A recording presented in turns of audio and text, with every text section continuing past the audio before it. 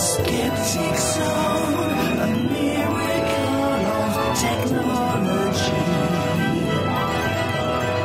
A universe of reason, the Skeptic Zone. Hello and welcome to the Skeptic Zone, show number 47 for the 11th of September 2009. Richard Saunders here with you, back in Sydney, Australia, fresh off the plane after spending a week in Atlanta, Georgia at DragonCon with Zone members Kylie Sturgess and Dr Rachie Dunlop. We even recorded a special Skeptic Zone live at the convention and we'll be playing that soon on an upcoming episode. We'll also be bringing you many interviews over the coming weeks with skeptics and others who were at DragonCon, and even some interviews from New York, as Dr. Rachie is still in the US to attend the New York Skeptics in the Pub and the Nexus meeting on the 12th of September. You can find out more by visiting www.nbsp.org.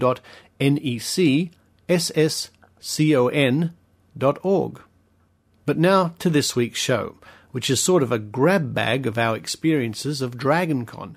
Just some recordings I made along the way to hopefully give you a taste of this unbelievable and frantic meeting.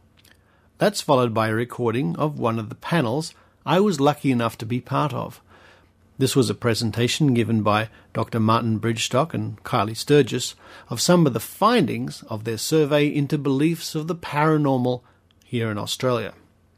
So sit back, grab a nice cup of lemon tea, I know that works for me when I've got a sore throat, and enjoy this episode of the Skeptic Zone.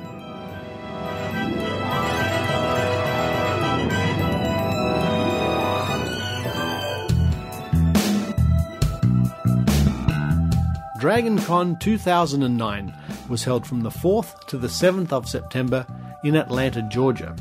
I, together with Dr. Rachel Dunlop and Dr. Steve Roberts from Australian Skeptics, flew over to join fellow Australians Kylie Sturgess and Dr. Martin Bridgstock. The flight was long, but the company was terrific.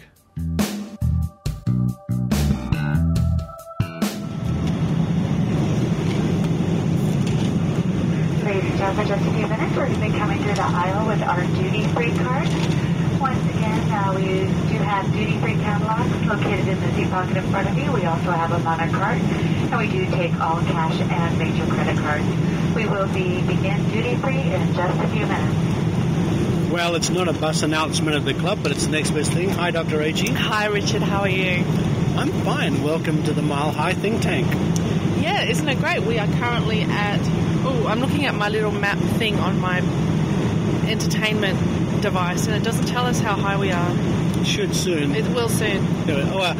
We are near New Caledonia, between Australia and Fiji at the moment. Yeah, we're passing to the east side of New Caledonia, and we are 33,996 feet up in the air. And it's minus 38 degrees Celsius outside. And we're travelling at 1,069 kilometres an hour. Wow, that's impressive, isn't it? It's not bad. Yeah. Oh, yeah, there's New Caledonia, yeah. So we're heading for Fiji right now. We're going to pass right over the top of Fiji. So, how are you enjoying the flight so far, Richard? I'm loving it. It's Delta Airlines, not bad, huh? Yeah, good. We're okay. We've just nommed. We've just nommed. Which is important. Very important. Yeah. And we've only got 9 hours and 32 minutes left to go. Hooray. Yay. After a couple of hours stopover in LA, we finally flew into Atlanta. The total trip time was 24 hours door to door. The next morning, being Thursday, Rachel, Steve and I headed out for breakfast.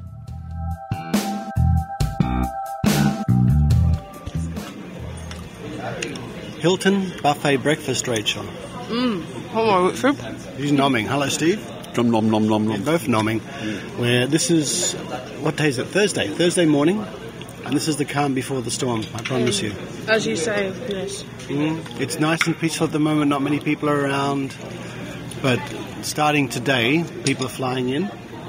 Wookiees and Ewoks and Jedi Knights. They're flying in as Wookiees and Ewoks, Richard? Or are they going to get dressed when they get here? Probably are both. I don't know. Oh, hang on. Steve's suggesting they're flying. He said, can they fly? They're literally flying here. All right. They're flapping their Wookiee wings. And hang on, Wookiees can't fly. Oh. Anything's possible here. Everyone's going to know that I'm not a science fiction fan. But this is a lovely setup they've got here at the Hilton Hotel. It's just really Very civilised, isn't it? Yeah, we're having a nice breakfast at the moment sitting here. They've redone this floor from last year, which is a bit surprising. And there's now a sky bridge between this hotel and the Marriott, which is a huge improvement. Which you're very pleased about, Richard, aren't you? I'm delighted. Last year we were queuing up on the street and walking around trucks, and yeah, this is really good. Yeah. So this is the calm before the storm. Let's see what happens.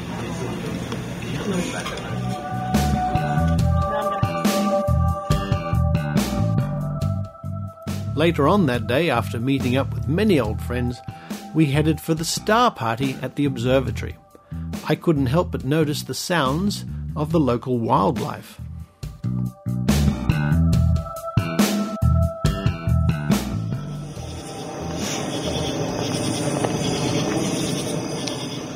Well, I've come to the star party here in Atlanta. It's Thursday night, and DragonCon really kicks off tomorrow. And it's a wonderful party to benefit cancer research. Unfortunately, jet lag has caught up with me quite a bit, and I was having trouble staying awake in the lectures, which is a bit embarrassing. So I've come out for a bit of fresh air, and I don't know if you can hear that. I guess you can. The cicadas. Now, back home in Australia, all the cicadas, when they chirp or whistle or whatever they do, chirp, I guess, they all do it in unison. But here, as the plane flies over, it's like they're having a conversation with each other. They've all got their own rhythm. It's a very warm evening. It's beautiful here around one of the burbs of Atlanta where the observatory is. And it's interesting to hear the cicadas. Not much to do with skepticism, I know, but it's just an observation.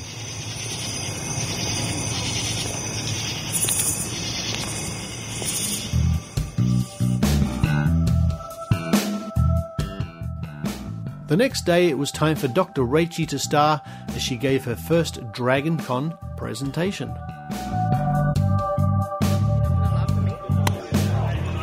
It's day one. It's still Friday. It's coming up to 4 o'clock, and the next speaker on the Skeptics program is Dr. Rachie. Hi, Dr. Rachie. Hi, Richard. And the room's filling up. It's really good to be here. It's first experience, of course, Rachie. What do you think of DragonCon so far? Well, I haven't really had the chance to go out and really take in the atmosphere yet, which I will do after this, in fact. And I've seen quite a few interesting things. You were right about the Wookiees and the Stormtroopers. They're everywhere. Yeah. I've seen some Harry Potters. I've seen some Doctor Who's. Because that's just like elves and fairies and things like that. There's a huge amount of Star Trekkers. Yeah. Trekkies. I saw a couple of guys with what looked like ice cream containers on their heads. I'm not quite sure what they were. The Bruces are back this year. I saw yes. them earlier. Yeah. I've heard about them. Yeah. There are a couple of Southern Americans who dress up as Australians. Yes. Very strange. Yeah, in sort of dungarees and hats with corks on them and walk around with big cans of Foster's, which we don't even drink because it's so awful. Yeah, I must meet them. They put on Australian accents, don't they? No, they can't. Oh, do they try? They try. Okay. So, and yourself, Richard, have you been enjoying it? Oh, yeah, great. I'm over the worst of the jet lag. Me I've got too. a bit of a frog in my throat, which I hope will disappear by the time we do our own podcasting session. Yes, but it sounds so sexy. Yeah. Not Hello. to me, not at the moment. I'm Richard Saunders from the Skeptic Zone. Is that how I sounded? I don't know, I just made it up. In the front row is Brian Dunning. It is, it's Brian Dunning from Skeptoid.com. Hey, that's my line. Good luck, Dr. Rachie. Thanks, Dr. Ricardo. One of the attractions of DragonCon for many is the chance to meet and talk with stars of film and television in the Walk of Fame.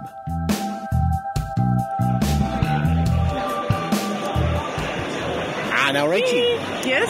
Hello, Richard. Hello, we just had a lovely chat with Buck Rogers. We did. Gil Gerard, is that his name? Yeah, the actor who played Buck Rogers in the late 70s TV show of the same name. We're in what they call the Walk of Fame here. It's a big ballroom, And it's wall-to-wall stars, isn't it? It is, and we just also had a very nice chat to Alan Ruck. Yes. And listeners may remember Alan from his role in Ferris Bueller's Day Off. And Star Trek. And Star Trek, yeah. Yep. And we've met a couple of Australians here, and we've had big chats about Australia. Gil was very talkative, wasn't he? Yeah, we spoke to him for about 10 minutes. He was just chatting about his experiences in Australia. And how he came to Australia to do the Logie Awards, which was sort of our, like, Emmy Awards, I guess. Yeah. So there's quite a crowd. There's lots of queues for various stars. Let's see who's over here. We've got Eric Roberts is over there. Oh, yeah. Lou Ferrigno, who was the Incredible Hulk. Oh, really? Yeah. And you're going to get Alan Ruck's autograph. I am going to get Alan Ruck's autograph. I'm a fan of Alan Ruck. The long queue here, I don't know who it's for. Felicia Day. We're just making our way through the crowd now. It's one of the fun things about coming to DragonCon. You get to see all these big stars in the flesh.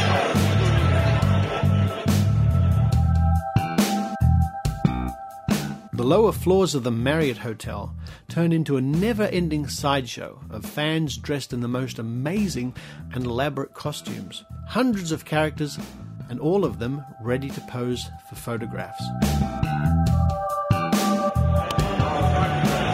I think we've fallen into some strange new universe, Dr. H.E. I know, it's some sort of parallel universe where everyone's dressed as their favourite character from pop culture.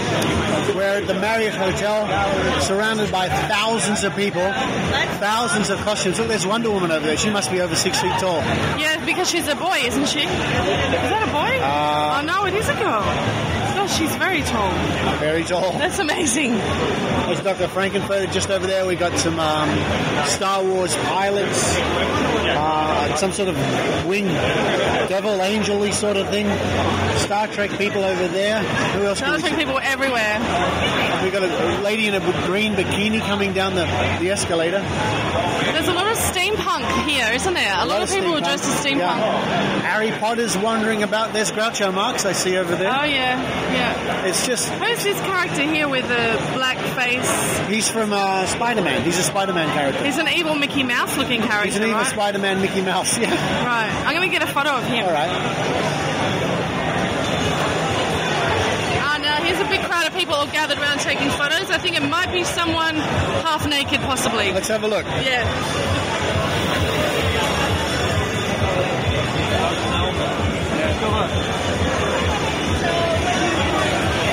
Yeah. No wonder they're taking photographs. She's got blue body paint on. Yeah, I thought so. Half naked, see? Yeah. It always gets the crowds in. Who are these characters, Richard? Do you No know? idea. They're like sort of chainmail angels. Oh, one of them's a unicorn, it seems. You gotta get on the other side. Photographs everywhere. And she's wandering off. All right. We'll go upstairs. Okay.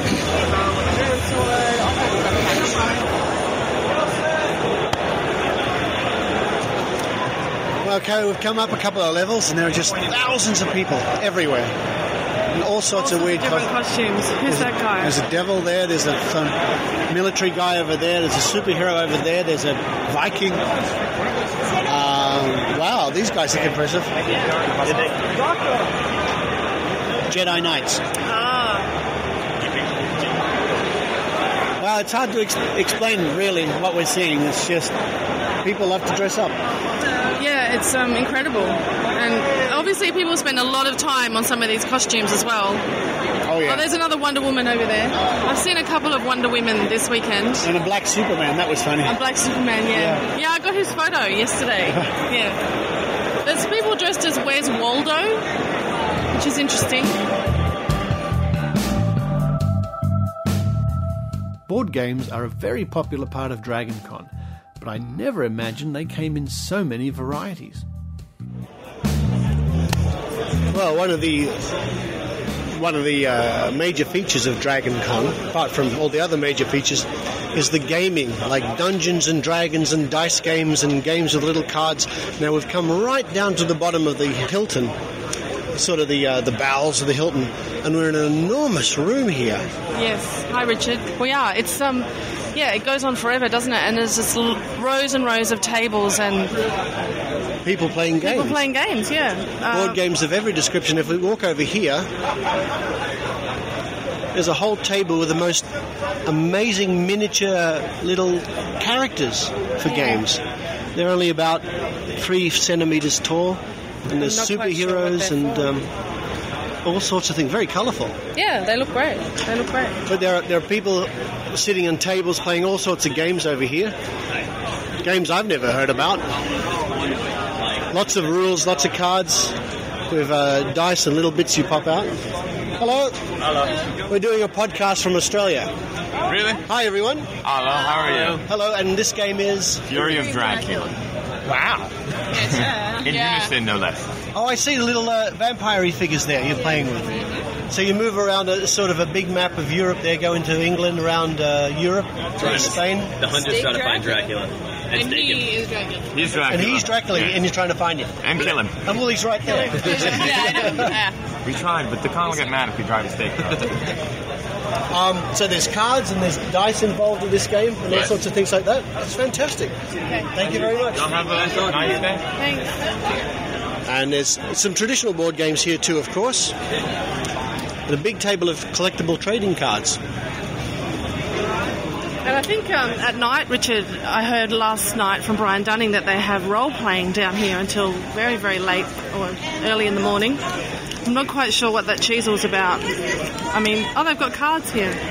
They've got cards here. Yeah. There's all sorts of cards. It's very interesting. Pokemon cards and magic cards. World of Warcraft.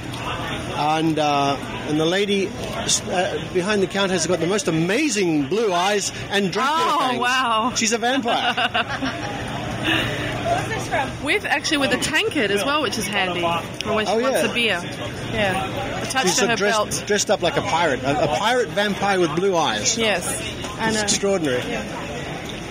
More role-playing games of see the dice they use. They're like 10-sided dice, 20-sided dice. Kylie Sturgess even today bought a 30-sided dice. A 30-sided dice? Yes, yeah.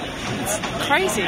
Do people actually use those for gaming? I guess they do. Dice? I guess they do. Yeah. Now there's one over here. Look at this one, Rachel. Looks like some kind of a maze. It's a maze with a train line and soldiers fighting each other. Here we go. There are scorpions around the maze, it looks like. Rolling the dice. Animals. It's very exciting. I've never seen this before, but it's a whole series of sort of... Looks like a maze with soldiers, and then they've got a whole series of scorpions and spiders and other sort of insects. It looks quite homemade, actually. It does. It looks very I'm not quite complicated. sure what it is. One thing, Dr. H, about this room, it's nice and cool. It's really nice and cool. In fact, yeah, we were just in a lecture earlier, a seminar, and it was very, very hot and packed out. It's So but this is very spacious and very nice and cool. All the air conditioning has been channeled down here. I think it has to the gamers. I don't think anybody plays Monopoly anymore, Dr. H. Well, I don't see Monopoly anywhere, do you? No. So here we are, Richard, at the gaming registration table where you can sign up to play Dungeons and Dragons or all kinds of other things. But there's also, you can sign up to do LARP. What's LARP? Well, it's some sort of role-playing. So the RP is role-play, and I'm not quite sure what the LA means. But this is LARP headquarters right here. And apparently this kicks off late at night. And this is what Brian Dunning saw last night. And he said it was rather strange, is how he described it, yeah. Maybe we can come back and have a look? Yeah, maybe we can. LARP, eh? LARP. Finally, after manic days that ran into each other, countless costumes, attending and speaking on panels over 3 tracks, and spending time with good friends, Dragon Con came to an end. A ragtag group of skeptics spent the last few hours of Monday wandering around the leftovers of the last few days.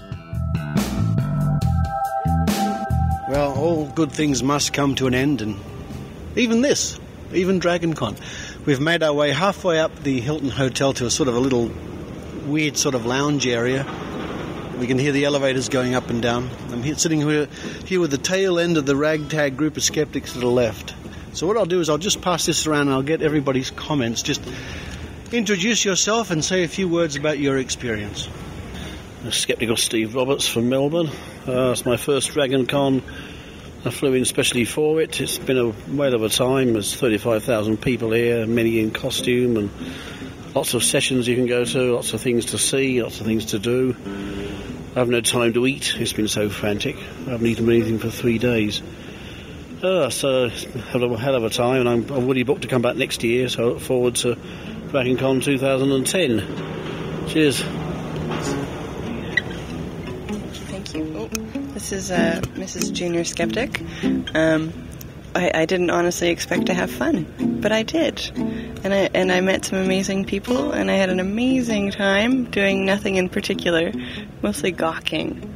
And I'm leaving home with a better feel for all the wonderful people involved in skepticism and wonderful ideas for my costume next year.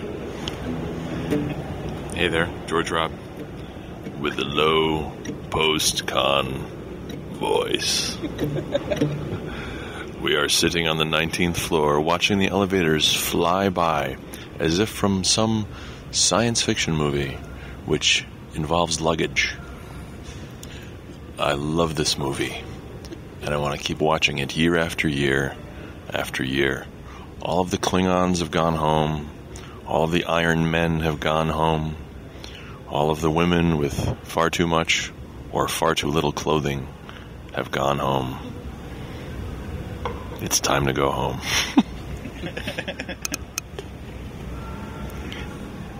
This is Daniel of Junior Skeptic, sitting here in this very Logan's Run sort of space.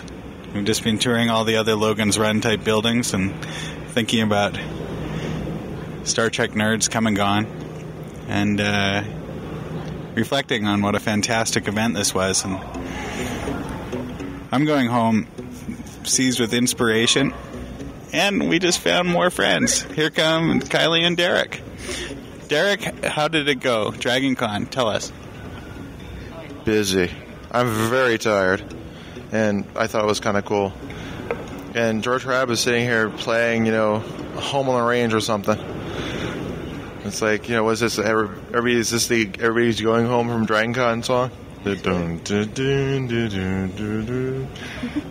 What was your impressions of DragonCon, Kylie? Kind of tasted like must sticks, I must admit. DragonCon tastes like must sticks? Yeah. That's what I thought. That after all this time, it's starting to, just taste like Australian lollies. Good comment. You're welcome. And finally, Dr. Rachy. Come on, Dr. Rachy. It's strange. We turned up on Wednesday and all the hotels were empty, and Richard took me on a bit of a tour to just show me the juxtaposition of what would happen on the Thursday and the Friday. And it's gone back to what it was on the Wednesday now. Everything's empty. We went over to the Marriott, and we did a bit of a photo shoot over there, since now most people have gone, which involved George walking backwards down an upper escalator, and then the five of us walking down an up escalator until we heard this oi. Oh, I've had that. Excuse me. Never miss that bloody oi. And then the security guard said he wouldn't give us a lecture, but nevertheless we got in trouble. We were just fooling around. And then we took the lift to the 47th floor of the Marriott, which was really cool. So this is also my first DragonCon, and like Daniel said, it's pretty amazing. I did around about, 6 panels, I think, all up. Had a great time, met some people that I've been working with for a while but never actually set eyes upon, like Steve Novella and Rebecca Watson and Daniel Loxton, and of course Gio's here now playing Home on the Range for us, which is lovely. And we're drinking lolly water. Until next year, this has been Dr. Rachy at DragonCon.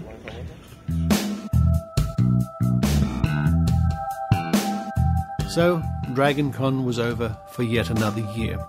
I would like to thank Derek and Swoopy from Skepticality for once again bringing the Skeptic track together. Thank you to the Aussies who made the long journey, and thank you to Brian Dunning who shared our room. Also, a very special thank you to the Kevin Rathbun Steakhouse in Atlanta for what was simply the best steaks we have ever eaten. I can thoroughly recommend it. And I can thoroughly recommend the chaos, the carnival, the experience That is DragonCon.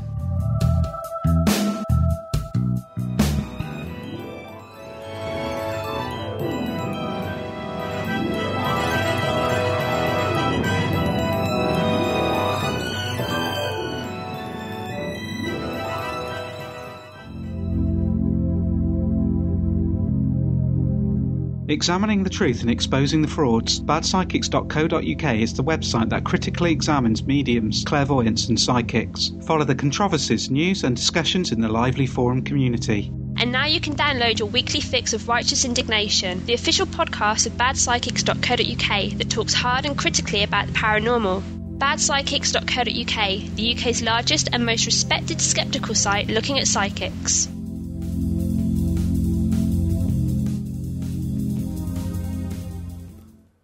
Now we bring you Dr. Martin Bridgstock and Kylie Sturgess, and myself, as they discuss beliefs of the paranormal as part of the science track at DragonCon.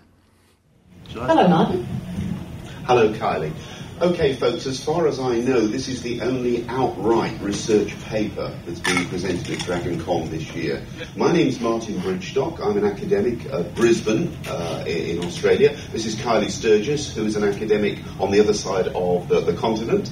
And this is Richard Saunders, who's here representing the Australian Skeptics Foundation. And as you'll see, we have a lot to thank Richard and his foundation people for. Okay. What are we talking about? What we're talking about, first of all, is opinion polls. Opinion polls have been carried out about people's beliefs in paranormal claims. And they've been carried out in this country, in Australia, in the UK and in other countries. And what they seem to indicate quite consistently is that large numbers of people in developed countries, we're not talking about African countries or anything like that, in developed countries have one or more paranormal beliefs. They often believe in telepathy, psychic healing, ESP and so on. Another finding, and this has been the cause of a lot of self-flagellation among Americans, is that very few people understand how science works. That is, you to go to an average person in the street and say, okay, what are the processes by which science works? Most people can't tell you. They can't even give you the basis that it necessarily involves some kind of experiment or observation, some kind of theory testing, and so on. And there are repeated polls which support these two conclusions. For example, there was a 2005 Gallup poll in the United States which indicated that 73% of Americans held at least one paranormal belief. 41% of them believed in ESP, 37% of them believed in haunted houses, and so on. Now, I'm going to reveal to you a dirty little secret here. Please don't shoot the messenger. Most Australians, when they see those figures, will think, well, Americans always have lots and lots of funny ideas. But polls have been done in Australia too. That's another one. In the USA, about 55% apparently believe in creation. And I'm not talking about a broad definition of creation. I'm talking about a preference for young Earth creationism. That is to say, an Earth which is thousands of years old and where people were created pretty much in their present form. But here's an Australian one. The Australian version of Reader's Digest did a poll in 2004, and that showed that, among other things, about 80% of Australians believe in ESP or psychic powers. So the Americans are now entitled to say, well, it's the Australians who have the funny ideas. In fact, you can't compare the results. As any survey researcher will tell you, if you ask a survey question just slightly differently, you often get enormous differences in the responses. So if the questions are different, you're going to get radically different responses. What we can say with some confidence from these results is that very large numbers of people, a big majority of people, do have paranormal beliefs, and also the great majority of them don't understand how science works. Now, this latter finding has caused a great deal of self-flagellation among American educators. The problem is that there have been a few studies done which compare the American public's knowledge of science with European public's knowledge of science, and the Americans actually do a bit better than the Europeans do. So don't let the Europeans look down their noses at you. En masse, they don't know any more than Americans do. Okay, the next bit is Kylie's. That next bit there, that's an example of a different sort of poll involving lesser people, but it's certainly a different sort of subject, and that was looking at New Age practices. And it had some interesting findings about how there are certain cultural practices like going to yoga class that will help endorse certain New Age beliefs such as Feng Shui, crystal healing, Reiki and the like. And there have, of course, been other polls, as you mentioned, in other countries. Ipsos Mori in 2008 was a particularly good one from the UK. And again, it's rather difficult to compare them all, but they do add to a bigger picture in the end. We have here a television star. Hello, Richard Saunders. Yes. What is this? Yes, belief in the paranormal. Now, last year I was approached by one of the major networks in Australia. They had an idea for a TV show which was sort of like American Idol or Australian Idol, except the contestants supposedly had psychic powers, and they needed two judges, a skeptical judge and a believing judge. And through a process of elimination and interviews and whatnot, I was chosen to be the skeptical judge. Nevertheless, what it does show, and in fact this show went on to be on its day, it was 5 episodes, and the final show was the highest rating show in the country.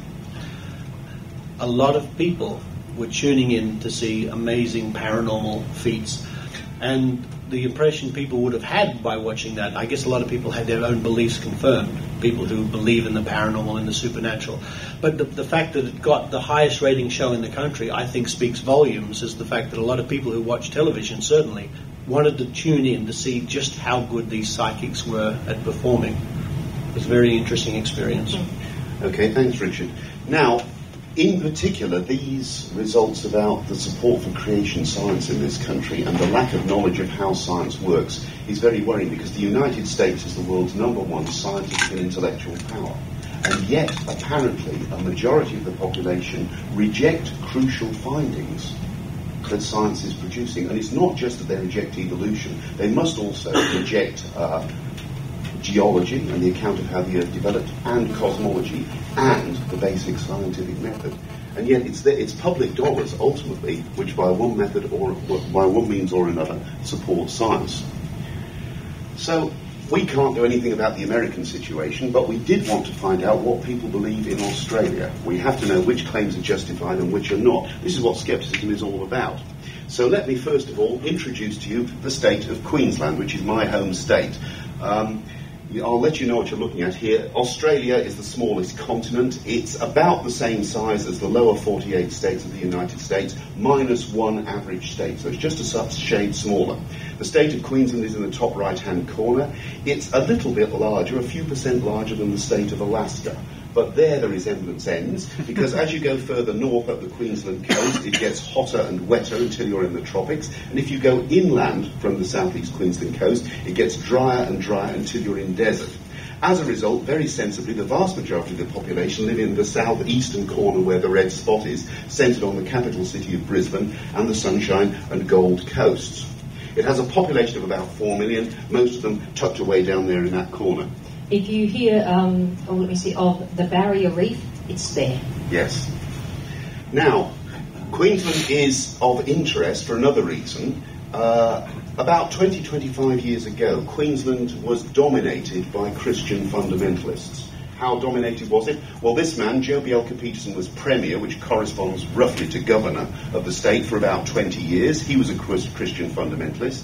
The leader of the opposition in Parliament, a man called Keith Wright, was also a Christian fundamentalist. And the Minister for Education of the state of Queensland, who was responsible for the state schools, was also a Christian fundamentalist. You were pretty much stuffed, weren't you? We were. It was hopeless. The Minister of Education had some friends in the creation science movement, and he took the lead in trying to force creation science into our science syllabus.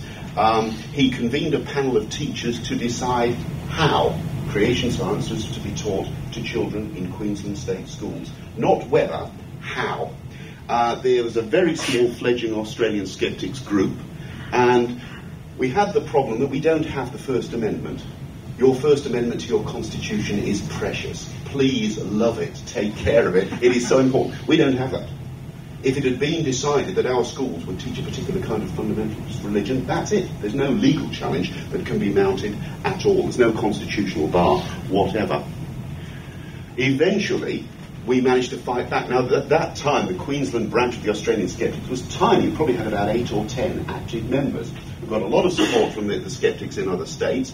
We mounted a vigorous campaign to discredit them, and eventually we managed to discover that they had lost a great deal of money in shady investments. I'm sure it's similar to what happens in this country. The creationists would go around to churches and religious groups, and they would show how godless evolution is about to be kicked out by a wonderful creation, and then they would pass the hat round and they'd get a great deal of money.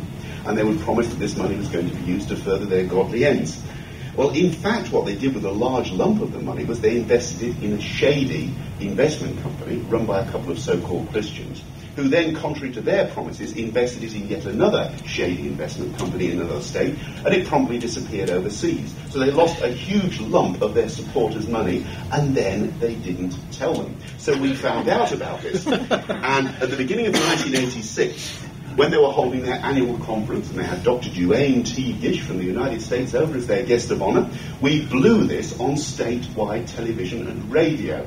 And apparently their organisation was cut off from the world for several days by people phoning in, demanding to know whether this was true or not, and what had happened to their money. And the politicians had to back off.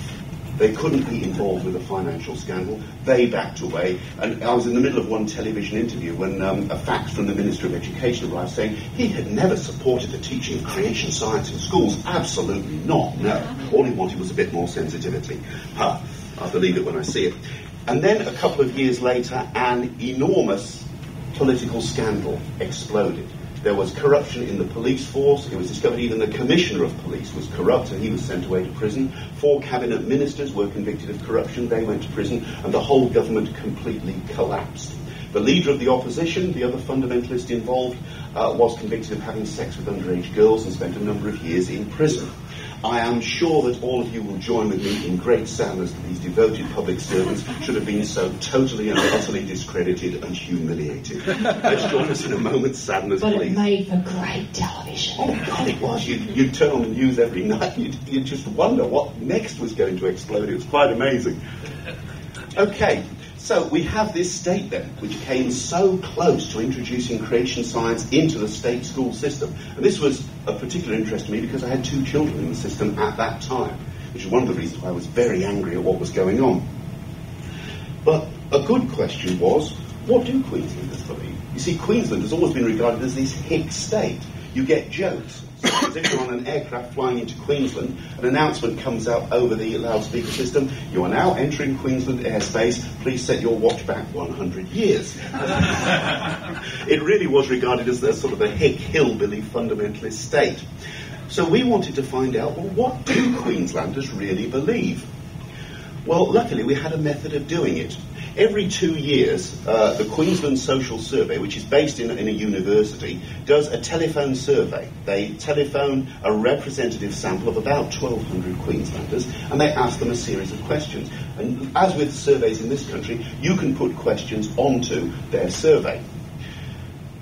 We persuaded the Australian Skeptics Foundation to fund 20 questions on the survey. Now, this is not cheap. The questions cost $1,500 Australian each to put on, which works about $1,200 American dollars per question. So the overall cost of the Australian Skeptics Foundation was about $25,000 for the 20 questions that we wanted to ask. So we're very grateful to the Australian Skeptics Foundation for helping us so unstintingly in this matter. And we have a representative of the Australian Skeptics here. Thank you, Richard. That's quite all right. Yes.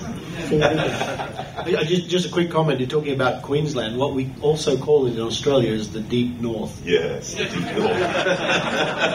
And I've got to wonder, I don't know what you think, Martin, when people travel south in this continent, they get down to the Bible areas, I guess you'd say. In Australia, you travel north. Is it because the sun rots the brain or something?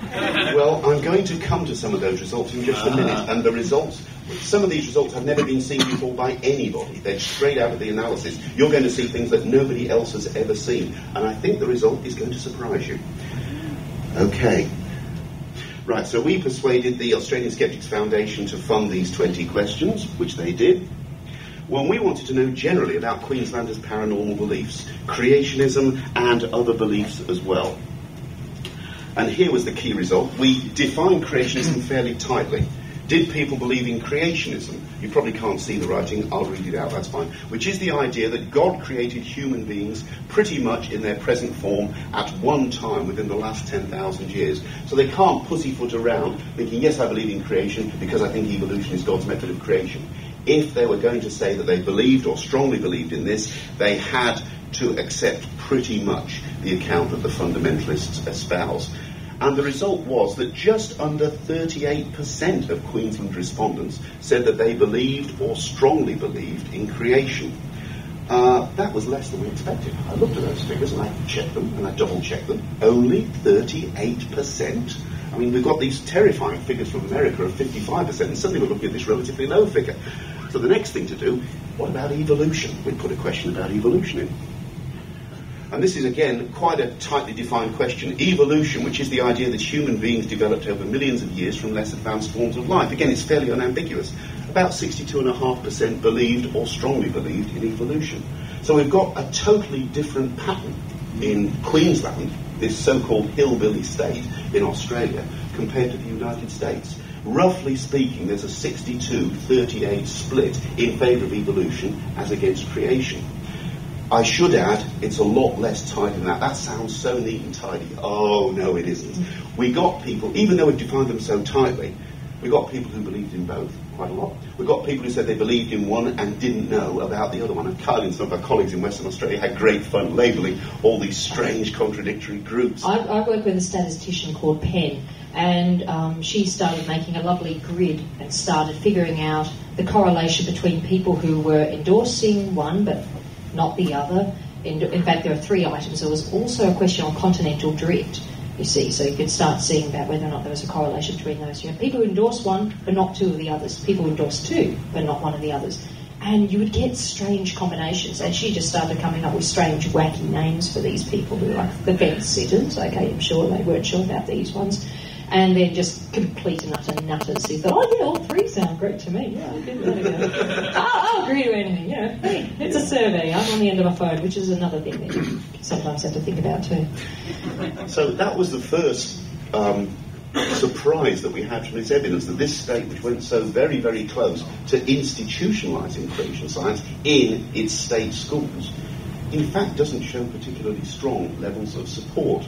It's interesting considering that the majority of the people who would have answered these would have lived through the Joh B. Peterson era as that's well. Right, yes. So there would have been, you know, the sort of people who voted in, I guess, or at least lived through that time. Yes, quite a lot of them would have done, that's right. So the next thing to do is let's compare belief in creation to other paranormal beliefs. It turns out that about 36% of Queenslanders believed in ghosts. The item is, do you believe that ghosts or spirits of dead people can come back in certain places and situations? And about 36% of people believe in ghosts. Now, there's not much difference between 36% ghosts and 38% creation. So the support for ghosts is just about the same as that for creation, which is really quite a surprise. And then here's another couple of items, and then I'll just discuss what they mean. The left-hand one is, do you believe that psychic or spiritual healing, or the power of the human mind to heal the body, do you strongly believe it, or disbelieve it, or whatever? And about 55% of the population, a little more than that, said that yes, they believed or strongly believed in this. Now, Michael Shermer, when this item was put in American surveys, blasted it, and he was right to do so, because it's not strictly a paranormal item. You would answer yes to that if you believed in spiritual healing or psychic healing. You might also answer yes to it if you had a non-paranormal belief that a positive attitude, a belief that you're going to get well, is going to influence your health positively. And that might not be a paranormal belief at all. So this item's a bit flawed, and Michael Shermer did point that out. But we put it in just for comparison. And as you can see, a huge majority of people believe in psychic and spiritual healing. Then on the right, we have good old astrology, and only about 28% of Queenslanders believed or strongly believe in astrology. I think it was Eugenie Scott the other day who said that astrology seems to be going down market, and there it goes. That surprises me. Yes. I must admit that result does surprise me. I would have put that higher if I was to guess, yeah. Because the number of people... Let's have a moment of blistering honesty. If you happen to be reading a magazine or a newspaper and you come across an astrology column, let's be utterly honest, how many of you glance at your stars and just see what they say? Can we be totally honest? Okay, it's a sceptical audience, but even so, we have a substantial number of people who do. Okay, what do we deduce from this? Well, it looks as if creation in Queensland doesn't have a particularly strong support. It's about the same as the support for ghosts. It's less than the support for psychic and spiritual healing, and it's somewhat more than the support for astrology. Now, the Minister of Education, when he was shoving creation into our science syllabus, said that lots of people want creation taught. We must support it. Well, judging by this, he must also teach that ghosts exist, that psychic and spiritual healing is valid, and there's even a case for saying that astrology ought to be taught too. None of these things, of course, were raised, but what this does is to give the lie to his selection of creation for particular support. And that's quite an interesting and surprising result. We were really quite stunned by that. Okay, now you can have great fun with the first part of this study. You can have a look at the percentages, you can compare the percentages, and this has been quite an illuminating result. What it says to me is that although we had this group of people in power pushing creation science, it wasn't all that much of a mass movement at all. It wasn't particularly strongly supported in Queensland. It was, if you like, almost a top-down movement. Now we go on and we do the more complex part of the analysis. Don't worry, I'm not going to clobber you with a lot of statistics. I'm going to just give one or two very interesting findings, because the kind of things you do next are you ask, well, okay, what is the structure of these beliefs? What kind of beliefs tend to hang together? If people believe one thing, they're more likely to believe other things. Another thing you can do with this data is you can say, well, what about the characteristics of the people? Do religious people believe some things more and some things less? Do older people, younger people, better educated people, and so on? There's an absolute mass of research which can be done, and this is where the research papers come from. And that's what Kylie and I are working on now. But I'm not going to go into all of that. What I'm going to do is just talk about one particular item which is of interest to me, having fought my way through the creation science battle. What about religion and creationism? Now, successive judges in American courts have ruled that creationism and intelligent design are forms of religion. They are not science. Judge Overton in the 1980s in Arkansas, Judge Jones in Pennsylvania in 2004, I believe it was, ruled that creationism is a form of religion, not science. So an obvious thing to do is, okay, let us relate people's religions, the churches they belong to their belief in creation, and let's see what happens. Because I must admit, I had a stereotype in my mind that people who belong to the more liberal religious groups, such as Anglicans, which corresponds to your Episcopals, would be very sceptical about creation science, whereas people who went to some of the smaller churches, some of the more biblical churches, would be overwhelmingly in favour of creation.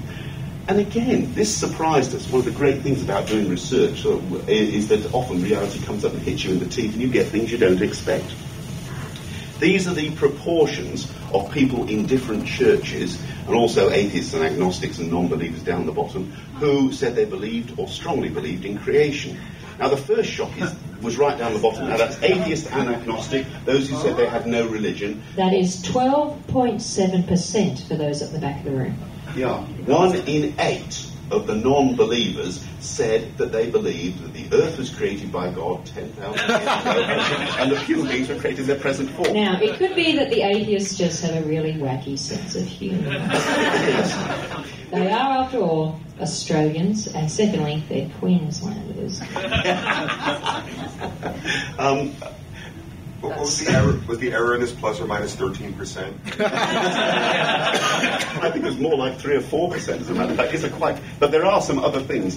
First of all, the people who ran the survey, they reported that when they started to ask, their surveyors started to ask these questions, there were enormous gasps and indications of shock on the phone. I mean, you just imagine that you've had a few quiet beers in your own home, or you've just been woken up from a deep sleep or something like that, and somebody says, will you do a survey? And you say, yes, all right. And you start being asked about your age and your job and your income and your political preferences, and then all of a sudden we start getting hit with these kind of questions. Do you believe in creation and evolution? It wouldn't be surprising if people got a bit muddled.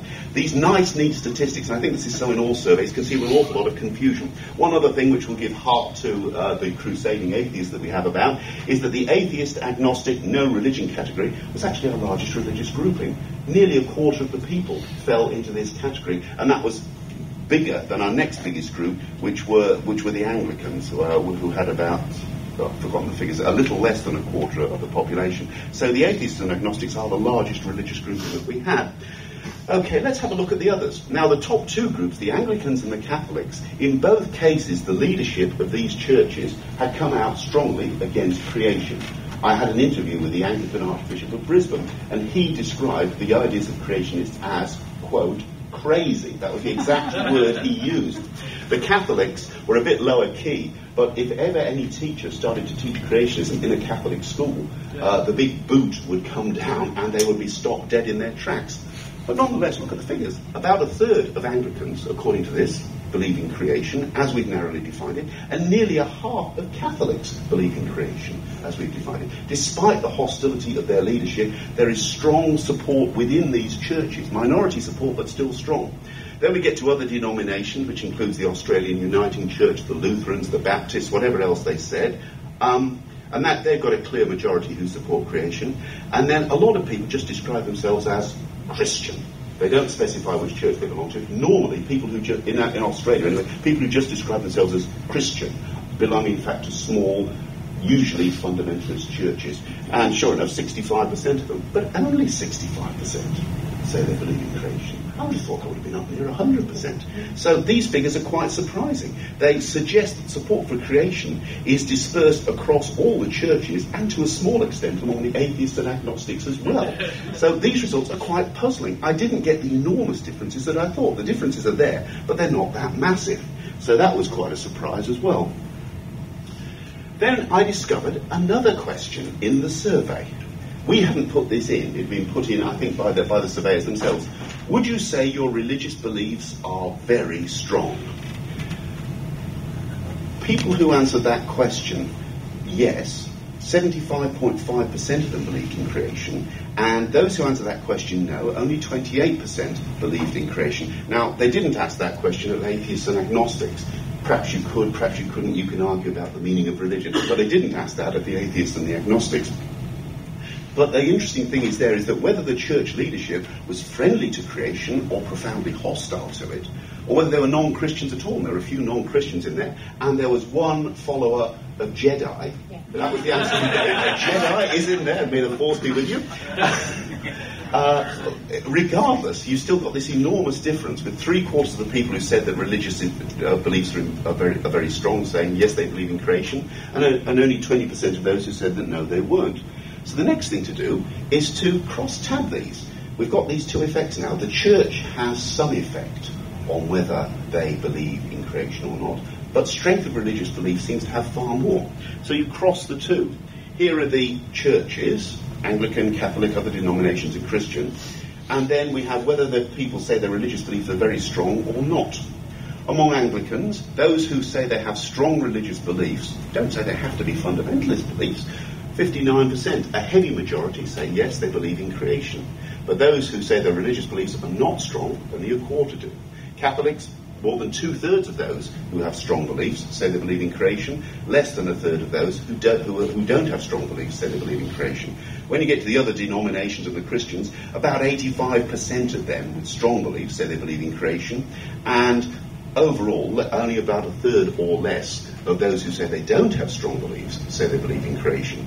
So what you seem to have, the picture that is emerging, is that regardless of what the leadership of the churches say, within all the churches, there are groups of people for whom religion is an extremely important feature in their lives. Other people simply belong to it, perhaps for community benefits, perhaps they just go along with it for traditional reasons. But for those who are strongly committed to religion, support for creationism is an awful lot stronger than those for whom it isn't. That's, I think, quite an unexpected finding. I heard anecdotes where people had said that odd people, I don't mean odd in a pejorative sense, but people in churches, even those opposed to creation, were in fact supporting it. I didn't expect to find a result as clear-cut as this. What does this suggest? And I'm coming to the end of my part now.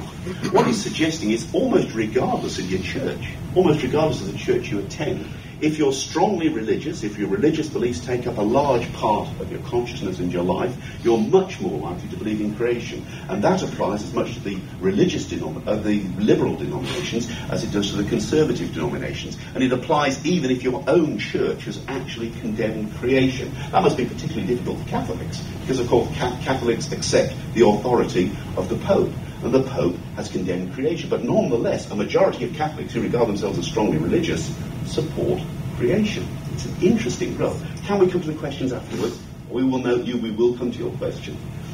Okay, now what this is suggesting, and it doesn't prove it at all, but what it seems to be suggesting it, is that creationism is not merely one set of beliefs. I was completely wrong when I had in my mind this idea of the fundamentalists being in fundamentalist churches and supporting creation, and over here there were the liberal denominations, and they didn't support creation. There is through all churches a strong minority, strongly committed to their religion, seeing things, if you like, through religious eyes, and supporting creation almost regardless of what the leadership of their churches say. The structure of creationist belief is quite different from that which I thought. I'm starting to think, and this is an arcane reference I'll finish off with, there was a remarkable American sociologist called Piotr Sorokin, and he started life as a shepherd boy in Tsarist Russia. Then when the Tsarist government fell, he became a secretary in the cabinet of Kerensky, who was the non-communist leader who took over after the Tsar fell. Then he had to flee Russia when the communists took over power in Russia, and he ended up as professor of sociology at Harvard University.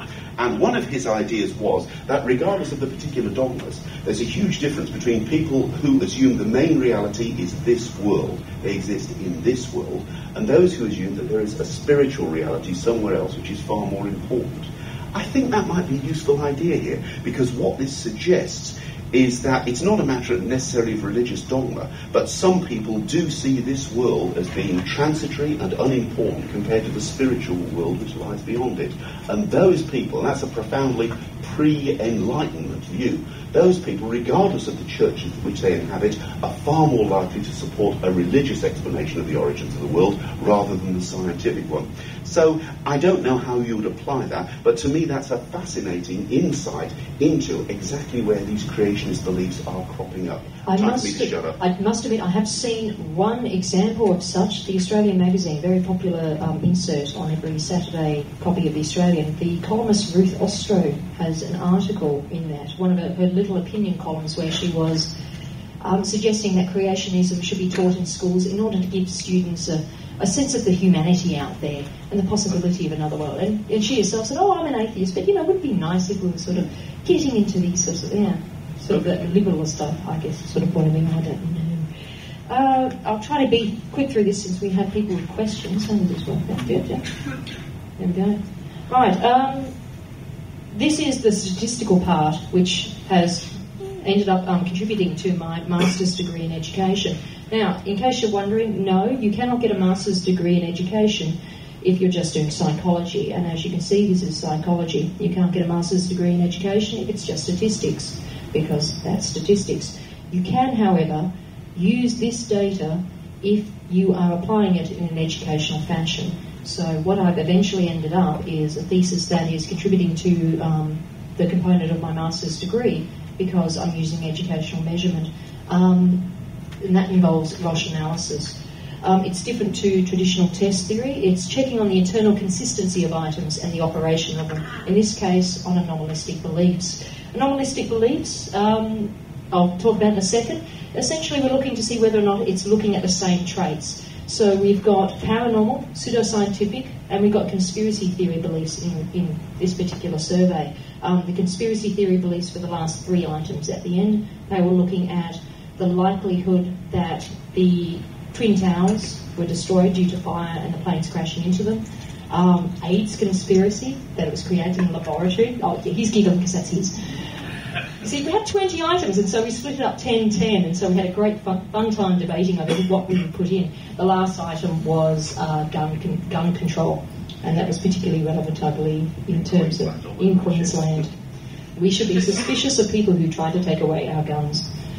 Now, I should point out that no, Australia does not have the right to bear arms. So is it measuring the same sort of thing? People who are endorsing conspiracy theory items, are they having the same sort of endorsement as they would of paranormal or pseudoscientific beliefs? Are they essentially the same sort of theme going through? Come on, click. There we go. Chris French, Dr. Chris French in the UK. Some of you might have heard of him. He defines anomalistic psychology as the study of an extraordinary phenomenal behaviour involving paranormal. It is different to parapsychology.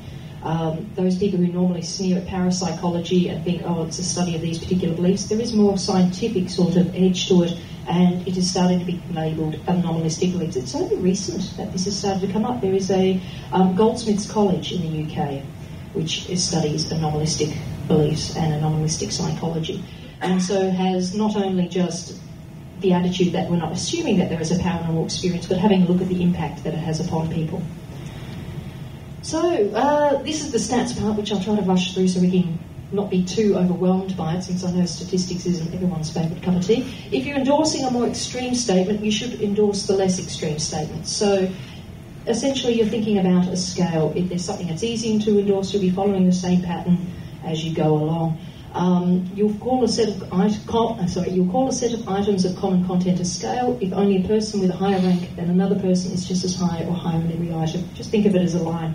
In educational stats, you can see that if you give out a science test, for example, that someone who's managing to get the top score on the test, they're able to get the toughest items, so the really difficult questions right, they are most likely have got the easier questions right as well. My particular focus is gender differences. So if you had a look at the gender balance in the Queensland Social Services Survey, SEQ stands for South East Queensland. That was where one lot of the population was drawn from. The rest was the rest of Queensland. The total sample was really quite nice. We ended up with 1,243 people in total. 50.1% were male, 49.9% were female. Sheer chance. We're very happy about that. Women and anomalistic beliefs are very short history. Essentially, you're going to see that women do have a tendency towards endorsing these sorts of things.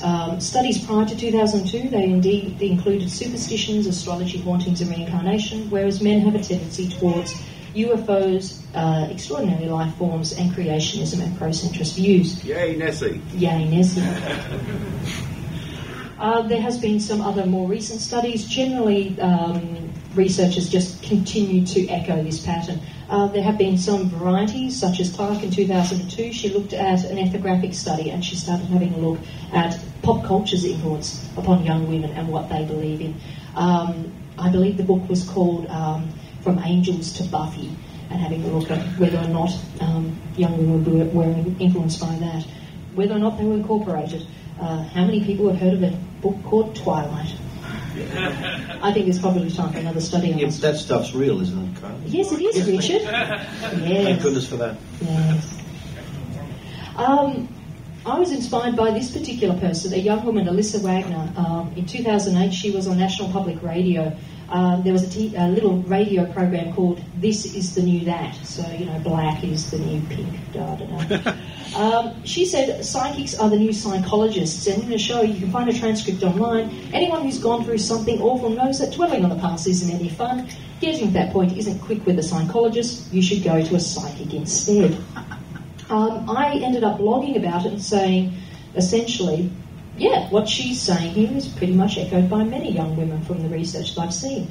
She read my blog and got in touch with me. Never put anything up on the internet if you don't want someone to find it. And she was really quite interested. She said, I didn't know that people studied this sort of thing before. I didn't know that I was actually echoing a large population of people in this. And we ended up having a bit of an email chat about why she believed these things. But yeah, this is an example of a typical young person who will endorse these sorts of things. Here's an example of some of the statistical data that we ended up getting. This is from Run 2020, which is a statistical software program. It's an example of category probability curve. It's got ordered thresholds, the nice pretty pattern that you can see there. That's good. When I get that, it's really wonderful. However, not every single item ended up this pretty. And what it did eventually indicate was that even though people were indeed endorsing, if you didn't believe, if you didn't have a tendency towards particular paranormal or pseudoscience beliefs, you weren't going to carry that through others. It wasn't always consistent. And we heard that already with people endorsing creationism and evolution at the same time. You get some really wacky graphs out of that. Endorsement of items, one of the other lovely features is that you can demonstrate differences in belief in gender. This is item 05, number. I came up with catchphrases for each one. It was like alien, number, stars. Stars is my short way of saying astrology. Guns, 9/11, wood, cross, fingers, and so forth. Anyway, this is item 05 number. You can see there quite a nice little pattern in terms of the males are more clearly endorsing across the strata over females. Number was, do you believe that numbers have a special significance? For example, the number 4, the number 13. I included the numbers 4 because I was aware that we might have an Asian population, and that has an influence on whether or not you consider an item lucky. We can possibly discuss this together if you like, Martin. Luck items, touching wood and crossing fingers. Something went very interesting there. Shall I move back over here? Should we talk about this? I'll give a 2-minute summary. This is just interesting. Yes, it was interesting. One. No. I've got to do it. Have I? All right. Okay. Okay. I prefer to rely on my lungs, but never mind. Okay. We included 6 items on superstitions. Richard Wiseman, who's a very well-known British psychologist, have made up 2 little scales of different kinds of superstitions. Things like touching wood, crossing fingers, carrying lucky charms, and so on. And he divided them into positive and negative superstitions. And they've been used in quite a lot of papers. But nobody's ever actually tested whether they work properly. That is to say, whether if you're likely to endorse, say, one positive superstition, you're likely to endorse others or not. And we are the first people to have checked it. And no, it doesn't work. Now, I'm a great admirer of Richard Wiseman. He's a skeptic. He's a really good psychologist. But to be honest, and please don't quote me on this, he has resoundingly stuffed up this particular scale, and we are going to have to put this in print, and it's going to be awful for him. I'm sorry, but it's going to happen. I'm sorry, I don't have the same attitude of that at all. I'm just like, Richard Wiseman got it wrong. Conspiracy theory items. I discovered that through Roche modelling that conspiracy theory items do not correlate with paranormal and pseudoscience. They are a different set of beliefs. There is very little research done on conspiracy theory items involving 9/11. It's only recently started coming out. I contacted Dr. Chris French. He had a very, more like a general man on the street survey about 9/11 beliefs, and I heard that he was doing one, and he said that he had some interesting data, but it wasn't really formalised in the fashion that ours was. And more papers are starting to come out, and at least we can contribute in that way to data saying that conspiracy theory item beliefs appear to be something different. And further research can, of course, be drawn from this. I'm interested in possibly using some of the items on the scale, clarifying them, because they did not match up in comparison with the pseudoscience, conspiracy, and paranormal in terms of measuring the same belief with conspiracies. I might just end up focusing on one particular aspect, improving a different scale, and taking it from there. Tell you one thing I'm interested in. This finding that for a whole range of paranormal beliefs, women are more likely to believe them than men. And, there's been a lot of sexist interpretations of that kind of thing. I'll tell you what I'm going to try to do just to see whether it works or not. I have a theory that this is partly related to education. Basically, the more education you have, some of the paranormal beliefs decline as you become more educated. Not all of them, but some of them. So I've got a theory that among older women, who on average are less well educated than older men, and certainly than younger people, you are going to find that the explanation as to why women are more likely to believe in the paranormal is that these older women are less well educated, and therefore they're more prone to paranormal beliefs. And that among younger women, you're going to get far more skepticism. That's a theory. I could very well be wrong, and if I'm wrong, I should probably keep very quiet about it. But that's one of the theories I'm going to test out. Yeah. And of course, Martin is doing other research on what makes the skeptic as well, so you can look forward to that. Richard, wave to the crowd, because you're so wonderful. Thank you to the Australian Skeptics and our wonderful representative there. You can find out more about the Australian Skeptics on skeptics, that's with an s.com.au. Those last 2 ones there, that's my the podcast that both Richard and I are members of, skepticzone.tv. Oh, thank you, Richard. As you can see, there's a television's Richard Saunders doing a podcast. I've got to be here for some reasons. Oh, you're here for eye candy, man. Without you, we wouldn't have this. Yes, exactly. And podblack.com is my blog where I have, in order to discipline myself to write my master's thesis after 10 years of being in a high school, I have continually written chunks of my data and put it up as blog posts. So there's a lot to be said for being able to write 25,000 words if you just do it in 1,000 word chunk increments over 2 years of time, put it up on a blog and throw a few pretty pictures. And best of all, it ends up having people who you are talking about end up writing to you, which is quite intriguing too. And thank you very much, ladies and gentlemen. Thank you. What a brilliant audience. Thank you very much.